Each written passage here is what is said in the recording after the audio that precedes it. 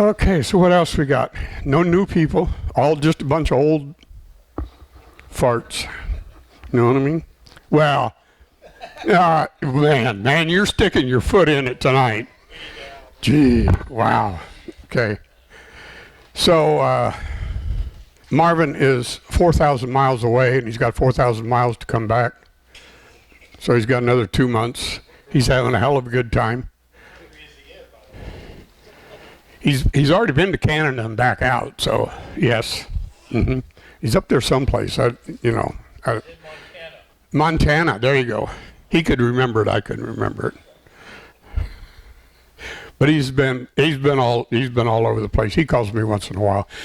Joe and I were out eating tonight, so we called him and asked him for a credit card number to pay, but he did not give us a valid number by any shape or form. Yeah. It had to do a 1, 2, 3, 4, 5, 6, 7, 8, 9. That's your credit. All right. What else? What am I missing out? What am I missing, Alan? What am I not doing? Upcoming events. Christmas party. Same. Meeting night. December, right? In December. Second Wednesday. It's on the meeting night. That's right. So, the whole point of the Christmas party is it used to be guys, but there's a lot of gals in it. You bring somebody something for somebody else's mate. And then you bring something that we're going to auction off. And the purpose for the auction is to raise money to pay for the food. So when you don't bid, you ate for free. Wow. Huh? That was supposed to be a little bit of guilt, okay? A little guilt. A little knife, a little twist. Well, we'll start slow and we'll work our way around to twisting it just a little bit more. But that's the whole purpose behind the two gifts. One for somebody else's partner and one that we can auction off. And we got a whole barn over there. No, it's not a barn. That's more of an ark. It's a floating barn. How's that? Okay. So, yeah. And we got some awesome craftsmen in this place. So I got a little double duty tonight. We're going to do epoxy. Okay? Do we have any experts in epoxy in the crowd? Because I'm getting ready to get rid of this job real fast. No. Okay. I'm going to start with this one. Everybody know what this is? That's Pecky cypress. Okay? And that's the way Pecky cypress is. And I really don't like this board, but I do like these boards over here. Okay, so I was making something for my daughter. And my daughter is a horse person and lives on 5 acres and she's rustic, so I made this. This covers her cooktop on her island. So she's got a big enough island that she can take this and push it straight back, use it part of the island, and push it up when she likes to throw Friday night parties. Only, she likes to throw Friday night parties, so. And they're late at night, Joe. They're after 8 o'clock, okay? So she requested one of these quite a while ago. She's requested some other stuff too, but all those holes are full. So there's about 6 or 7 pores in this. And I got tired of pouring, so I filled it with putty. But the whole thing is poured, and then I ran it over the sander. She does not like the bar top look, so I sprayed it. Okay, so it's epoxy spray. So that's number one, and the other one is, this is the other pour that I've gotten started. And you guys saw the one that I did a while back that I had finished. This is full of, it's about half an inch or so deep in here. And then I filled it, and it's got about 3 or 4 pores. Now the reason for this is when you turn, this height and this height's supposed to be the same. And it didn't work out like that. So we had to build a dam around this one so I could build it up because I had some stuff that didn't want to pour. Now this is, when I started pouring this, I started with this stuff over here. It's a sealer. We're going to use a little bit of this tonight. This is a sealer. So it seals the wood. So you don't get near as many pockets for air and stuff of that nature. Now, I think it's another way to package something and sell you something else. I think you could take the deep pour or any other epoxy and do exactly the same thing, because what it is epoxy.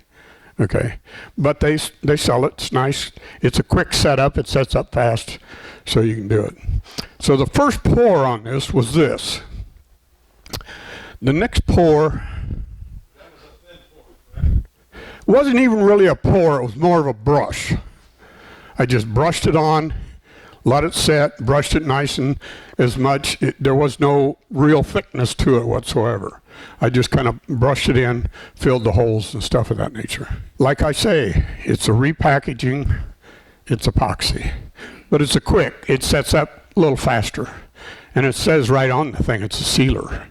So the epoxy doesn't say it's a sealer.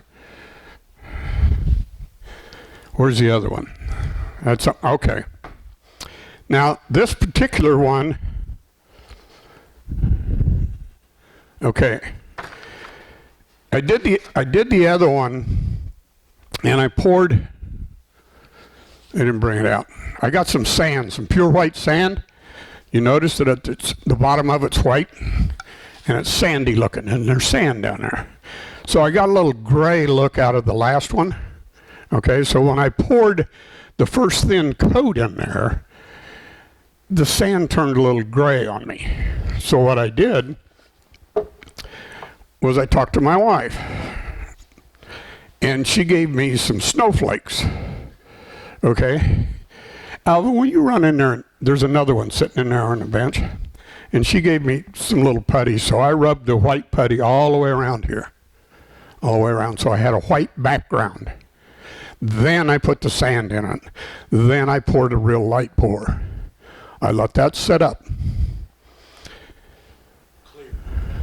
No color. No, I don't use any on these particular projects here. I do not use any color. Okay, so then I put that light pour in there. Now this one,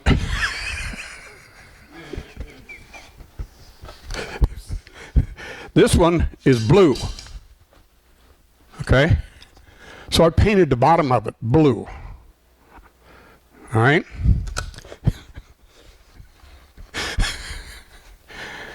Yeah, put it somewhere. All right, so I painted the bottom of it blue because because everything is on the seashells and, stuff of that nature, so I kind of went with the blue water. And I'm just having a good time is all I'm doing. That's all there is to it. No, yeah, you can put it back there now. So then I poured the sand, poured it, put the sand in there, and I made a little tool to kind of level the sand off, so it was all pretty much the same way.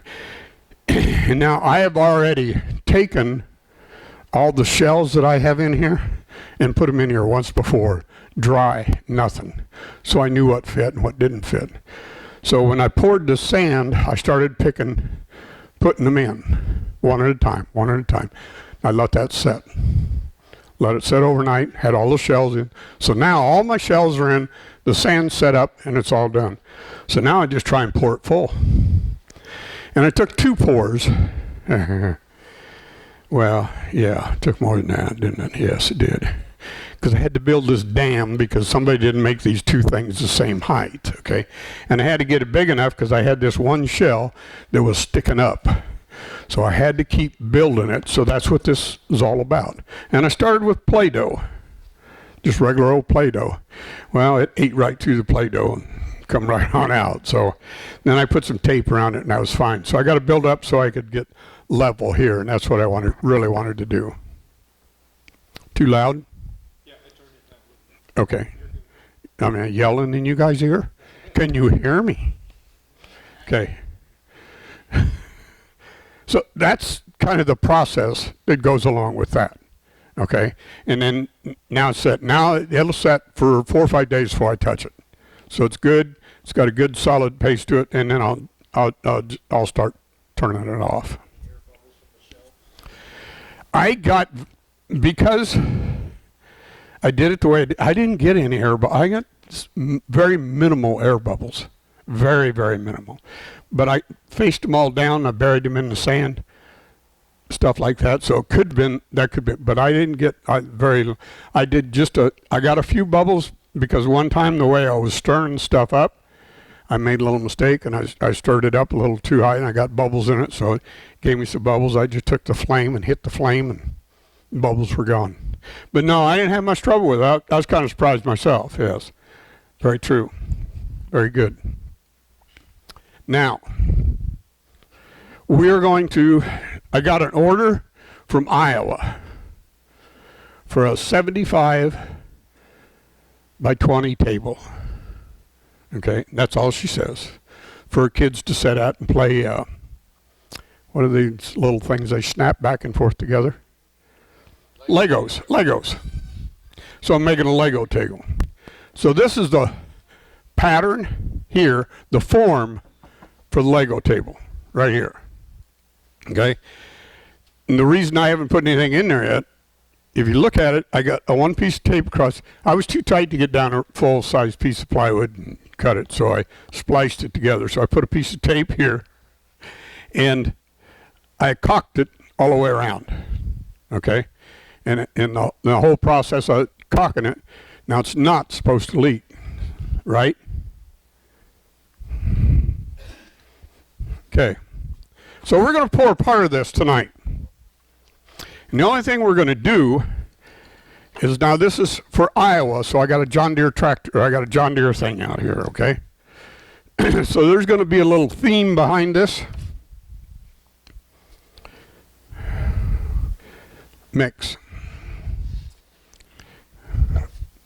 Okay, this is North Fork pine. This was one board. Jack and I got it down, and Jack helped me join it, plane it. We had a good time, and we got it going, and so now this is going to be the center.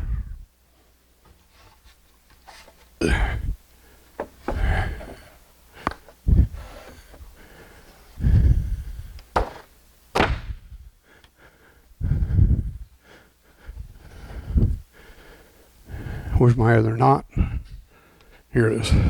One of my knots came out. It goes in like that. Okay, now, if you see these, we got holes in every one of these knots, right? So every one of these knots is going to give me a bubble, aren't they? And it's going to be hard to fill. So Smitty is going, should I call you Mr. Smith, Jeff, or what do you call it? Just call me later. Okay, all right. Is going to mix up a little bit of this quick set.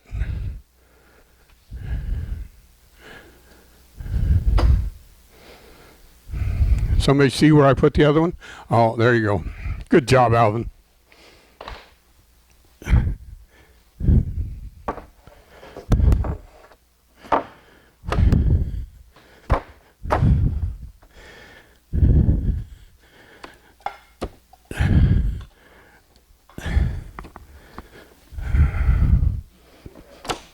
This is not going in.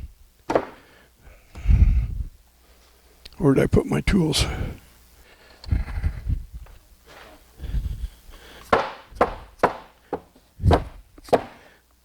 Do not do this at home.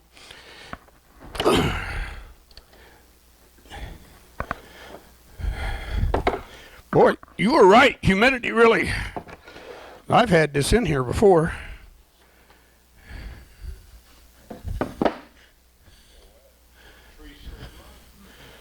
Yeah, that's true too. This has only been sitting up there for 3 years. Got it. Got it.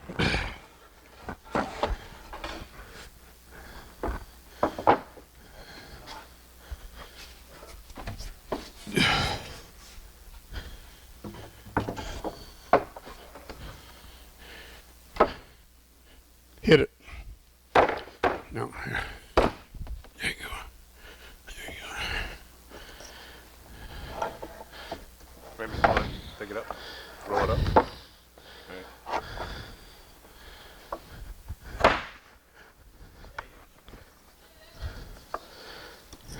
Do that again.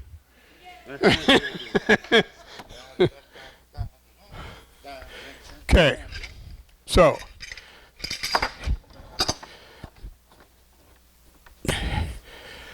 now I got clamps underneath this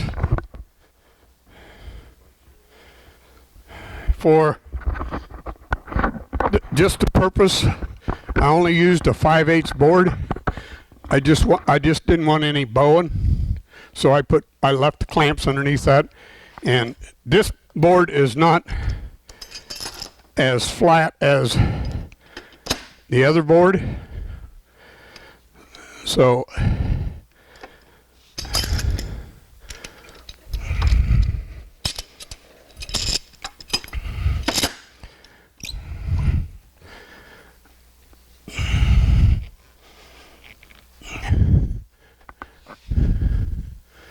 that's a nice fit. What do you think, Jack? All right, now I want you to take here. Use that as your, yeah. That's why there's two here. Yep. Okay. You only need one of those, but that's all right. Yes. Now, is anybody familiar with this stuff?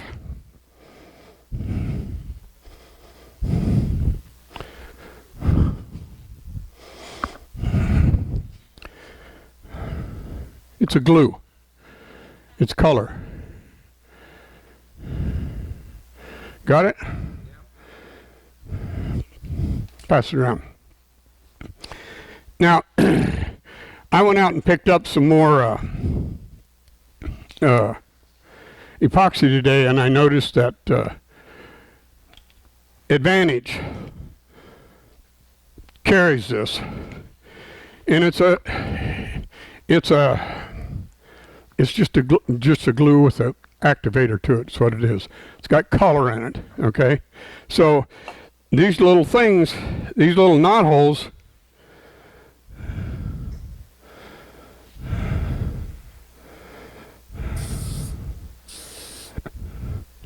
and now it's set up.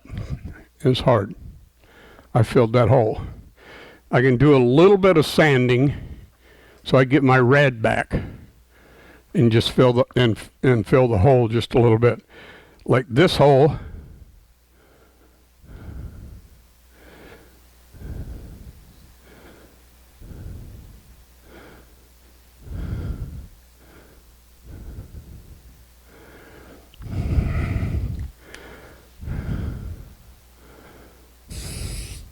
And what you're trying to do here more than anything is stop the bubbles. Okay? So, because if I can stop the bubbles with this small amount, then I don't have to worry with it, because I'm with this big a pour, I'm going to get bubbles. There's no ifs, ands, or buts about it. But this stuff is that's exactly what it's for, is to do small epoxy jobs. I don't stay in one place, do I, Larry? I got this, Nick. You ready? You're the one's got gloves on.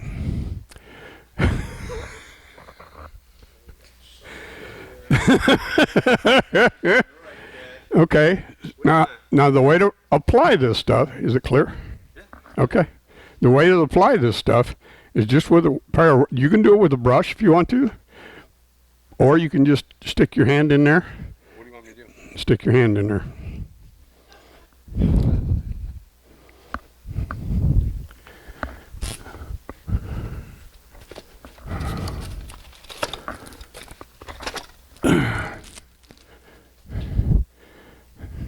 See what he's doing? You hands in the way, isn't it?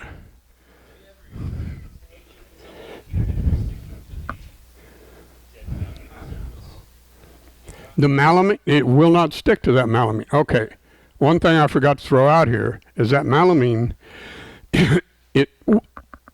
biggest share of the time it's not going to stick to it at all.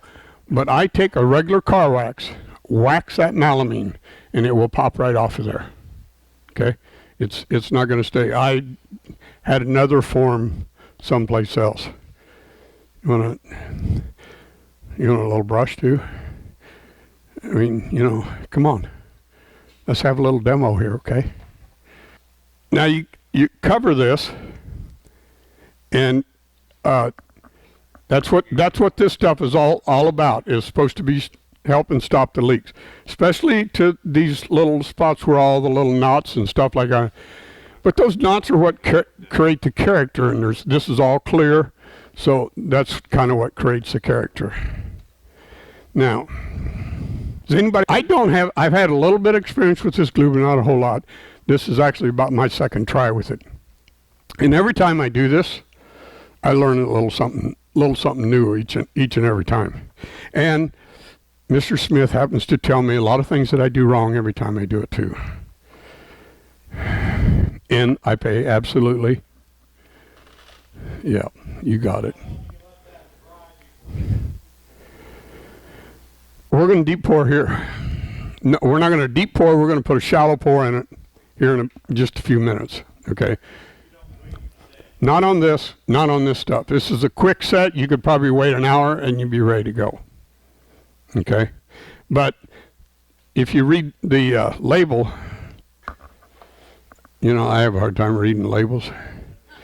I'm going to tell you the first. Yeah, blue right here. I mean. Well, you just put the color you want in there. I ask you to do. Tell him, Jack. See. So this is a quick setup. I let everything pretty much set overnight. Do it again overnight. Do it again overnight. The first pour we did, we were both out in the paint shop out there, and we had one about half this size, and we had a nice pour in the center of it, and it was kind of deep. We got it almost 3/4 full, and we both looked at one another and go, let's mix up some more and put it in there. Anybody read the jars? Anybody read them? Yeah, you got it. So if you do something like that, run. Because we both ran out of that trailer. It looked like it was a smoke bomb from hell. I mean, it really did. It was really something. So then I sat down and I read the directions. You got to wait to re-pour overnight so it sets up. Because if you don't, it has a chemical reaction. And what happened was this great big crack right down the middle of it. I mean, this thing broke. You could see a big crack right down the middle of it. We both looked at it, and we go, what do we have to lose? We poured it one more time. It brought everything together. You didn't know the crack was there or nothing.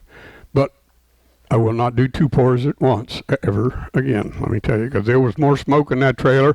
I thought I was going to lose the trailer, if you want to know the truth.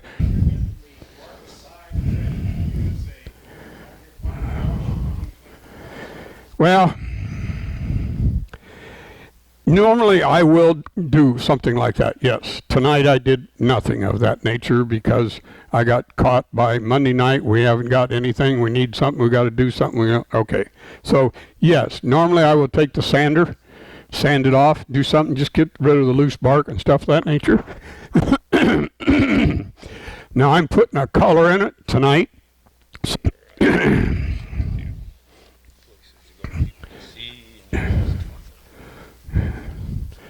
that all the blue, or you're going to get it? No, you were talking and I was at it and you weren't even. Pretty, isn't it? I like blue. So, oh, there we go. I like it. I like it. I used powder on this. Now, I got powder. I got liquid. You got all kinds of different ways of doing this. And it all depends on what you want to make it look like when you're done. And the swirl that this has got entered over here is really really something. And I really like that swirl that's in there. It's really pretty good. You ready? You done stirring? Okay, I got to get one more thing. Go ahead and pour it. Tell them what you're doing while you're at it. I got the mic, but I'm keeping it, so.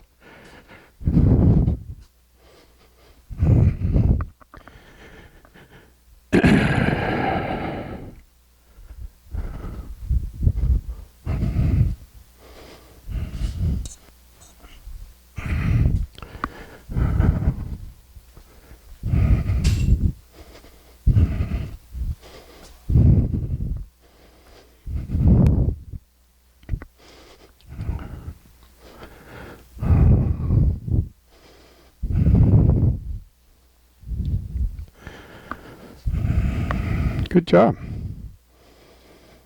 Thanks. That's perfect. A little white down to the other end, though. I'm just saying. Is it level? Are what? All right. Now, you can see. I can see the bubbles already. But I'm gonna let them bubbles go, and just see what happens. And then this comes out, and I've had this quite a, and I just go at it with, and it'll pop all the bubbles. Okay. And that's kind of the first pour that goes on this. Now this is going to set overnight, and I don't want to do a whole lot out here because I won't pour out here. There's too much dust. This place, it's got to be Jack's fault that this place just overnight dust will just fall.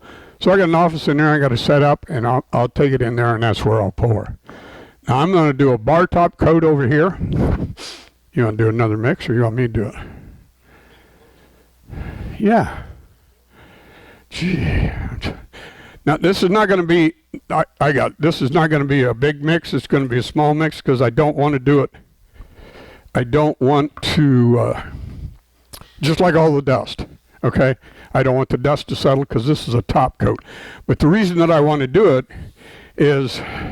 Can you get a shot of this?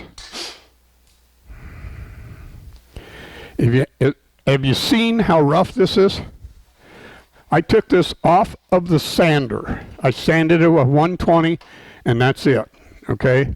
There's nothing clear or anything. I'd move it for you, Larry, but it won't be level when I'm done. Okay? So, and there's a couple of holes over here. And where the epoxy didn't quite fit quite right, okay? But when I put the bar top on, it's going to fill all that. And it's going to level itself and do the whole thing. And I got one other little tool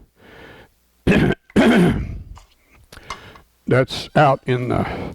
You make this mix, I'll go get the tool, okay? There's a little scraping tool. It's kind of like a trowel. Yeah, you know where it's at? Okay. You do the running. Enough to do a little show and tell tonight. But I went to a thing up in Lakeland. It was a show, and there was this artist up there that he put epoxy in with his piece that he was turning and stuff like that, and he sanded it and sanded it and sanded it. Then he brought it up to 2,000 sand and all that, and then he finished it. Marvin and I were both sitting there and go, you don't have to go through that process. This is all you have to do. And I'll show you why.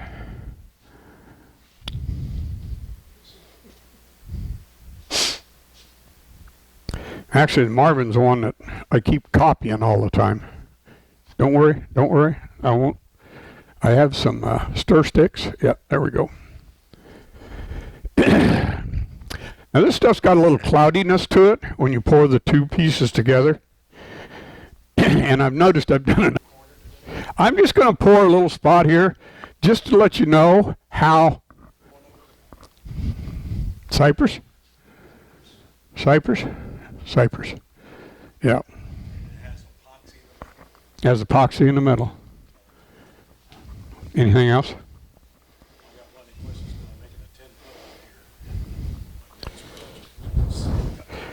Well, if you're making a 10-foot one, I just bought $300 worth of stuff, so.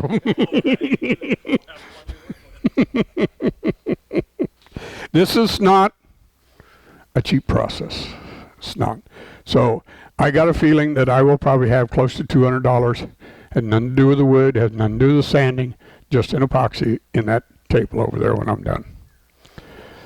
If it wasn't for a grandchild, it's $150 a gallon. No, gallon and a half. Okay, yeah. And I forget what this stuff is. Now, there's all kinds of it on the market. All kinds of it, okay? There's a reason that the stuff that we used before has a tendency to yellow a little bit. This stuff doesn't yellow. Well, what, did I lie there or what? I mean, you know.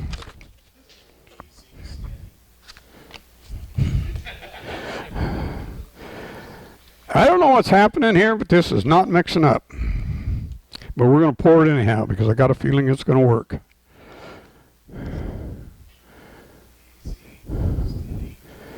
And this is supposed to take the bubbles out of it. I don't necessarily believe everything, but you know. But I'm just pouring a little bit here. I'm going to get a little bit poured just so you can see, because it'll come clear pretty fast. Now this is the bar top. This is what they call bar top. Now, you have to like the bar top look, because the bar top look is deeper. What? Well, you can gloss any finish. This one's deeper look than a spray. A spray doesn't have that deep look. The gloss, this is a gloss, you are correct, but I can put a gloss on that also with a spray. This has a deep look to it. That stuff, bar top be good for outdoor tables. That's out of the sun. Absolutely.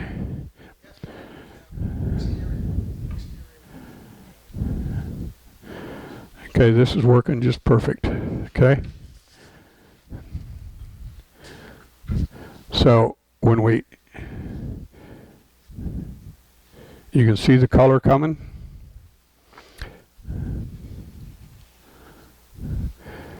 Now the little thing that he's looking for out there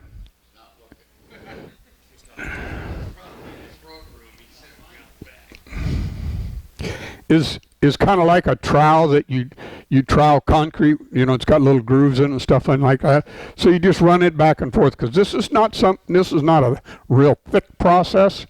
It's just a process to, well, it's all coming up.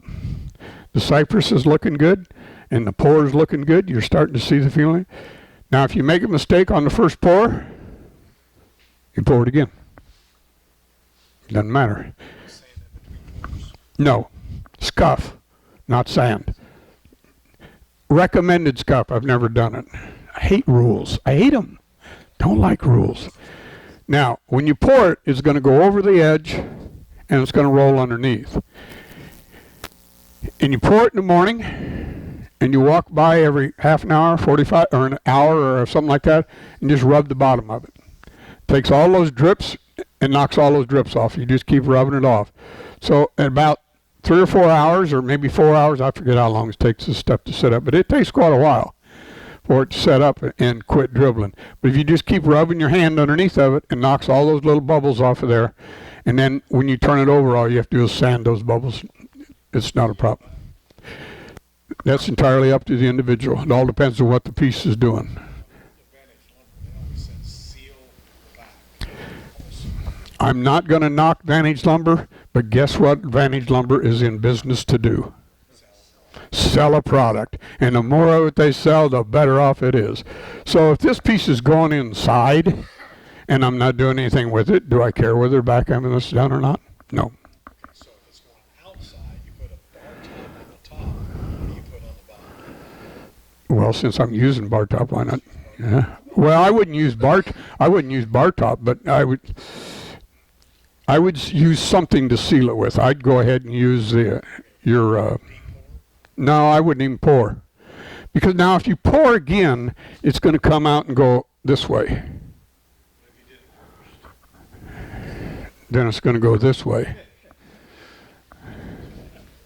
So what I'm saying is if I'm going to seal this for outside, I'm going to get that stuff you buy in a can at Home Depot. Poly? Yeah, poly. Put a little poly on the back. You got it sealed. You don't really care whether it's good finish or bad finish down there because you don't see it. And if you do, then sand it. I'm using rosewood so that it won't dry. Poly won't dry. I need a hardener. Okay, Mike's got an issue that I had with something, and he's got he put poly on something, and it won't dry. Well, rosewood's got a lot of oil in it, number one. I've never had that problem, but what I use is an acrylic with a hardener in it, okay? So what I ended up doing once was I sprayed something with a spray can, and it wouldn't set up. So there wasn't any hardener in that spray can. I forget what job. I was doing a job for somebody, and I had the job almost done, and I could not get the paint to set up because I screwed up somewhere. And I just took the hardener, sprayed the hardener over the top of it. Just clear hardener. Set the whole paint job up. Now I could sand, start all over again, go. But until it won't set up, ain't nothing you can do because it's all gum. Yeah. So that one worked for me. Okay. Because hardener there's got to be some hardener to make it set up. That's why these two are there. Any more answers? I'm not asking for questions. You got answers. What about it? Absolutely. Absolutely. If there's a temperature on the thing, it gets 80 degrees out, 85, 90, something like that, you don't want to be pouring at all. Yeah. We were actually pouring in the wintertime here. Now we can pour year round. So yeah, these are poured, and Marvin did a pour similar to this one, except his was he could see all the way through it. Okay, and he said, "What's going on with the wrinkles?" I said, "You turned your air conditioner off, didn't you?" Okay, so it dried too fast. Okay, so it dried too fast and it wrinkled. But yeah, if it gets too hot, get too much, more heat than nothing, because this stuff get.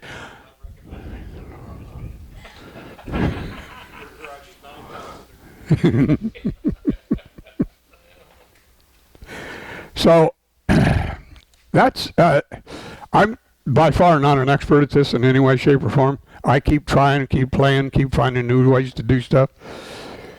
I have an echo back there that keeps telling me what I'm doing wrong and how I'm supposed to do it. But it's fun. It's fun to mess with. It's not. We were messing with it and playing, making some different stuff, all kinds of stuff, and we go, you know how much we got in this piece? Yes, if you're going to do this and pour it outside, I had a gentleman in here that he had a bar made out of. He had more money than he had sense, but that's all right. I took it anyway. So so he had a bar outside that he had, and he wanted it refinished, and so they were going to use bar top. So every 5 years, if you want to keep that looking good, you sand it and bar top it. That's all there is to it. Does it have a whole lot of effect on the inside? It all depends. Yes, sir. Who carries the exterior? That's actually the first time I ever heard of exterior, yes. the total boat, the West system, if you want to use something to quick set up and fill your edges and stuff like that, the West system is absolutely fantastic because it sets up quick. It's not something that you pour deep. It's a thin thing because it's actually for boats. So that's a thin stuff. It's not cheap, but it's simple to use because it comes with pumps, and those pumps have been setting up there for 3-4 years. So it does it. And there is a clear and one that's not quite so clear. The reason that I say that is because I got a granddaughter that got involved in this, and she was making jewelry pieces, and she was using the West system, and she says, "Grandpa, this stuff is not clear enough." So back to the store I had to go. Okay, so I found the clear stuff. So yes, the West system is really good, but not for thick stuff, okay? Thin stuff, thin layers, and stuff of that nature. Not anything that's got any real substitutes for it. And I don't know if it's yellow or not, because most of the time that you use that on a boat, you're going to paint over the top of it too. So it might not yellow, but there's a clear and not so clear of the West system. But I really like the West system for small stuff, doing little things. Yep. What do you think, Mike? Good? Bad? How'd we do? Good. Okay. Any more questions? More answers?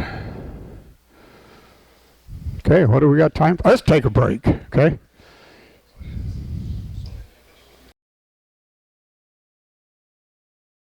Mr. Smith, you're up. All right, and first up is Larry. Yep. You're first, Larry. Here, hold that and talk into that. Okay.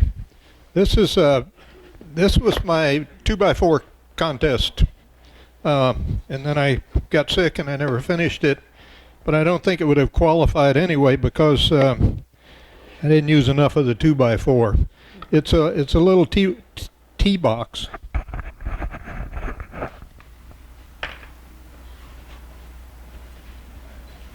Get it open here.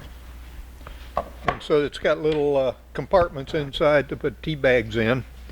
And it was in fine woodworking. They used some real good hardwood out of it to make it out of. I think it was Wingay. And to give it some texture, he took a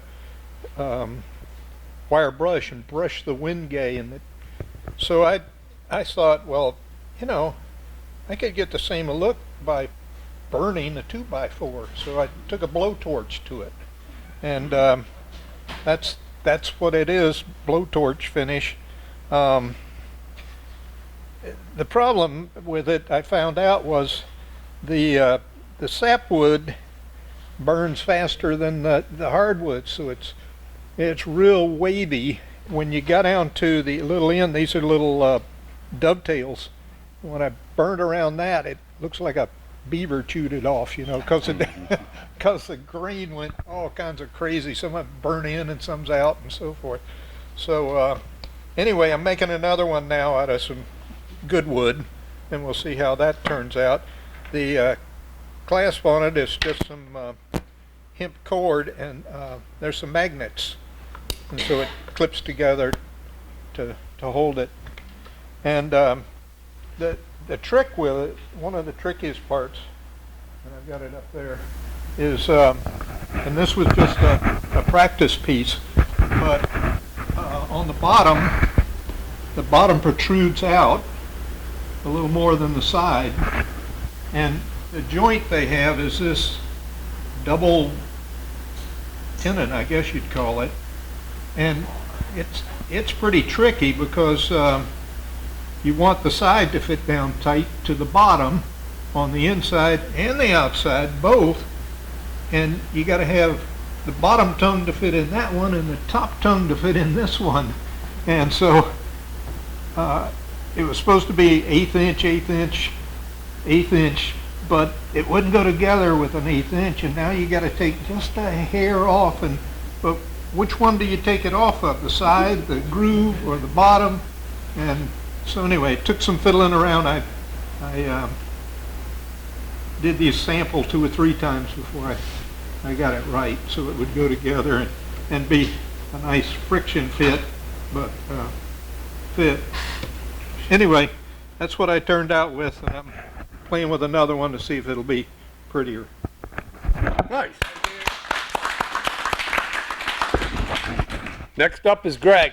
So, I was just perusing my socials feed, and I just kind of came across this video of somebody with this game. It was basically, little balloon heads, and then I don't know what happened to my spear on this side, but you're basically trying to pop the other guy's balloon with it. And it looked really fun, and there weren't any plans, so I just kind of tried to figure it out on my own, and I think I did an okay job with a bunch of scrap coke. So it turns out it is kind of a fun little thing to play. You get crazy. The one problem I saw with the one that I was seeing online was that these guys were getting really into it, and it was moving all over the place. So as you may know, I've got a company that makes vacuum mounts. So I put one on the bottom so I could clamp it down to the table. So then now the thing won't go all over the place. But it was a really kind of fun, easy thing to make. I made a couple of mistakes that I had to kind of noodle out and fix. But it turned out okay. If I were to make it again, it would be a little bit better. But it's totally serviceable. It works. So Nice. Looks good. Use the microphone. Use the microphone. yeah, all that Start stuff I over just again. said.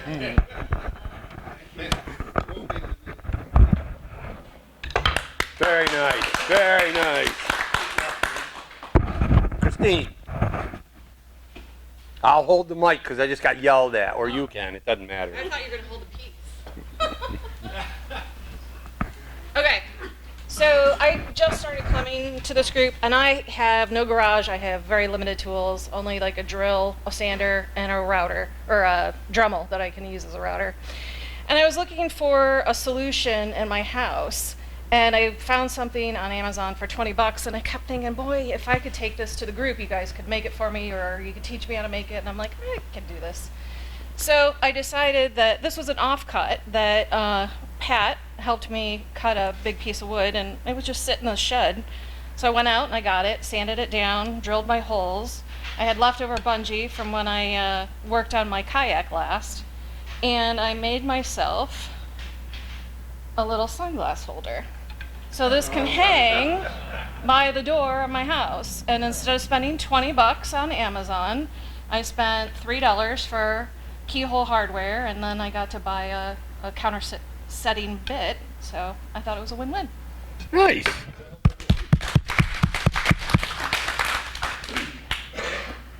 Richard. Ooh. I have an arc that I started 20-some years ago. And then I had about 2/3 the animals done, and it got shoved in a bag in the corner somewhere, bottom shelf for many years. And when we were moving, I pulled it out and looked at I probably should finish it. But one thing that kept me from finishing it, that bugged me, was how to make the arc. My wife had some ideas what she wanted, and I had some ideas, and we threw them together, and this is what came out as far as the building of the arc. But the hardest part was this front edge. I wanted to angle back a little bit. I wanted to angle down, and how do I glue all those pieces together that's in piece? So I finally took a large block of wood, grain running in the right direction. I glued the two sides onto a large block of wood on both ends, marked the width of this wood on the top and the bottom, and then Pat, that tool, that power tool you had, that reciprocating tool that you had it the last time, I used a tool like that, and I took all the wood off in order to have this grain or this thickness match all the way around. And when I got that finally, I was happy with the bottom. Then everything else sort of fell into place as I was doing it. Now all the gates and everything work. Hinge. The paint was a chalk colored paint that my wife wanted on it, and the door closes here. But then the animals, I had to finish off the animals. Mostly it's done with hand carving tools, but when you get the thin legs and just a little bit too much with the wood grain, suddenly you don't have a leg, you got a toothpick. And so I did use some power tools on some of the legs. And the painting, I went a little bit cross-eyed when I was painting the giraffe and the leopards and stuff, but now that it's done, my wife really likes it. I like it too. Beautiful. The small cats, or I did them in a larger piece of wood and then broke them off and finished them off. So when you have a small piece like that, you have it part of a larger piece and cut it. And this is in 3 pieces. The top part here comes off, the bottom comes off, and I had to bring it tonight because my wife said I had to dust it, so I I thought I might as well bring it then. All right. Very nice. I carved all those animals and Noah and his wife. And the pattern that we have in here has 2 different shades of the finish and stuff. That was a mistake. I like it, but I went to put the finish on, and because of the end grain, these are all cut individually cut, and the end grain, and there was some wood showing, so I dabbed in certain areas, and this is what the result was. The light colored pink around the edges here, that's because I sanded this first and didn't change the sandpaper, and I started sanding that, and that's how the pink got on there, and I looked at, oh, I like that too, so I left it. So I'd like to say I planned every bit of that, but I didn't. Just sort of Can you turn it around so you see Noah? Oh. I'm going to shut this up. Yeah, there's Noah. And then this side looks much like the other side. I like the pin to keep the door shut too. Yes, and this is just a nail. And pull it open, up, and then the door opens up. And that was work in progress too. How am I going to do that? There was a piece of copper wire running through there, and when I glued that bottom piece of wood on, it locked everything in. And lucky everything matches up. Perfect. Nice.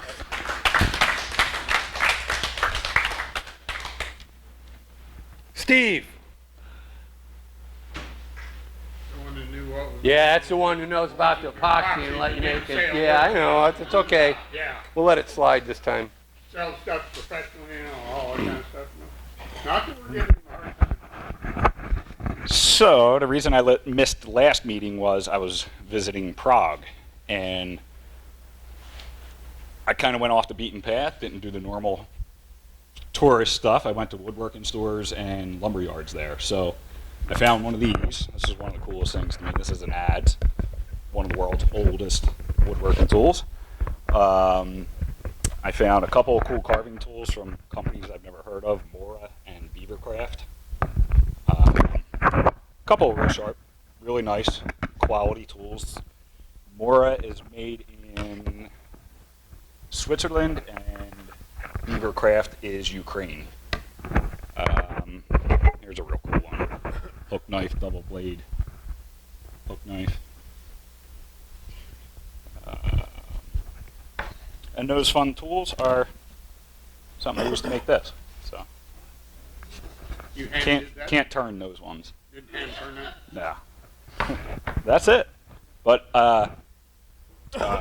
Prague and Czech, man, oh my God, the woodworkers there, it's just, oh my God, it's amazing. Really, really cool place.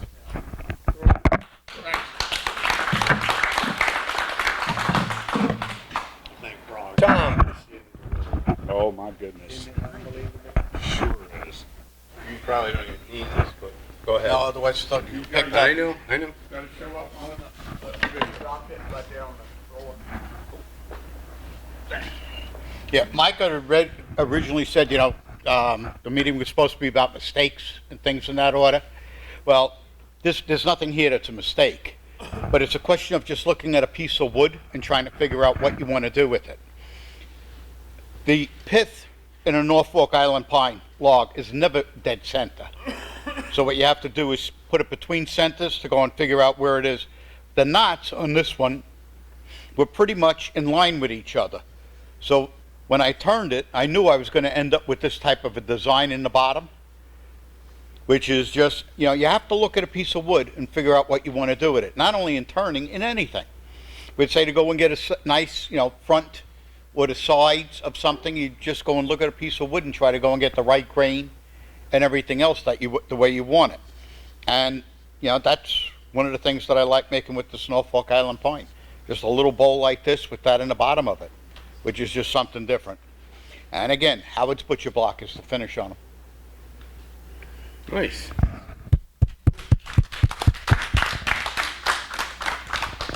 And that concludes show and tell. All right, we're going to do the raffle first, which is the woodpecker ruler. There is numbers higher than 20, so Barry, I don't know if you can use that or not. Okay, here we go. For the raffle, he's going to get somebody to pull the number up. Look at your red ticket.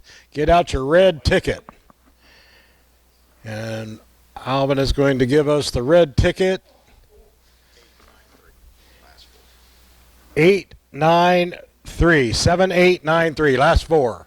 Who's got it? Wahoo! We got a winner. All right.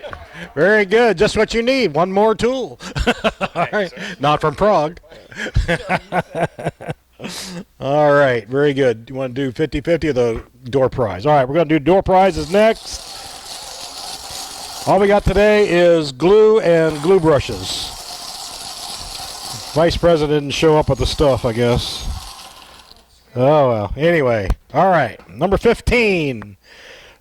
Todd Jones. Come on down. Just pick out whatever you want right there. You want to take these scales, get rid of them. All right. Number 8 is Chip Frapper. Come on down. Right there. All right, we'll throw it in. What is it? We got a blowgun kit. All right, very good. Next number is 11. That is me. Woohoo! You want to double check me? All right, let's see. I might be interested in that blowgun kit. All right, very good. Okay, and we'll go with the next one is number 19, Don Allen. Come on down, Don. And we got, how many? We still got 3 left. We're 20. Somebody in here by the name of Barry Taylor anywhere? No, get out here. Come on. Look, you got a glue brush, man. You can use it on that one tooth you got left. All right, here we go. All right. Here we go. Let's go with number 4. Mike Briner, sorry. Here we go. What do we got left? That's it? One more. Here we go. Last one's number 6, and that will be somebody by the name of Larry Simmons. Now you don't have to use your fingers, Larry. All right, we're going to pick for the 50-50, and Alvin knows everything there is to know about this. I don't. So go ahead, Alvin.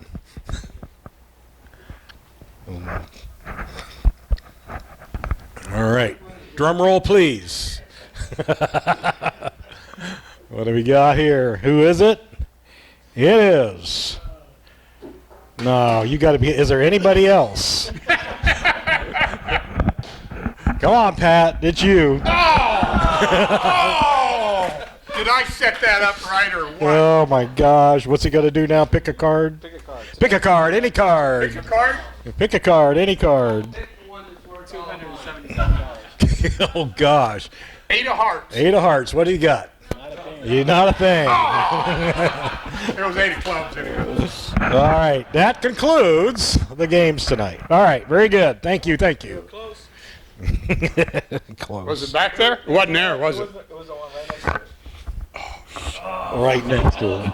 That's the one I. I to tell you that, didn't he? It's getting up there too. That was in Tomorrow night we have carving meeting starring Mr. Carver. And welcome. Anybody wants to come, learn how to carve.